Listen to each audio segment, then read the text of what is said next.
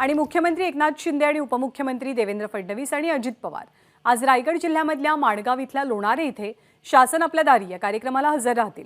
यावेळी जिल्हाभरातून सुमारे 75,000 नागरिक कार्यक्रमासाठी येतील अशी माहिती आहे। दुपारी 12:30 वाजता या कार्यक्रमाला सुरुवात होणार आहे। या कार्यक्रमात दरडग्रस्त तळीयेवासियांना त्यांच्या हक्काची घरं वितरित केली जातील। आणि शासन आपल्या दारी या कार्यक्रमामुळे मुंबई गोवा महामार्गावरती आज अवजड वाहनांना बंदी असेल। त्यानंतर मुंबई गोवा महामार्गावरची अवजड वाहनं ही महाडजवळ थांबवण्यात येतात।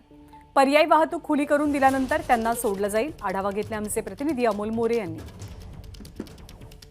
मुंबई गोवा महामार्गावरती अवजड वाहनांना बंदी आहे। मध्यरात्री 12 पासून ही बंदी आहे।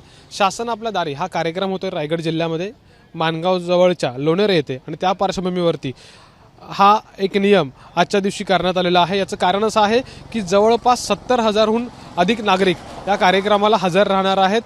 मुख्यमंत्री आणि 2 उपमुख्यमंत्री यांची उपस्थिती असणार आहे। अधिकारी वर्ग या ठिकाणी मोठा असणार आहे। शिवाय इतर काही मंत्री देखील असणार आहेत आणि त्यावेळेला कोणत्याही प्रकारे मुंबई गोवा महामार्गावरती वाहतूक कोंडी होऊ नये यासाठी हा खबरदारीचा उपाय आहे। सध्या महाडजवळ मुंबई गोवा हायवेवरती जी गोव्याकडून अवजड वाहतूक सुरू आहे मुंबईकडे जाणारी ती सध्या महाडजवळ थांबवण्यात आलेली आहे। आणि हे जे चित्र आता आपण बघितलं तर महाडजवळ हे अवजड वाहतूक करणारे ट्रक जे आहेत त्यांना थांबवलं जात आहे। अर्थात पर्यायी वाहतूक व्यवस्था केली जाईल।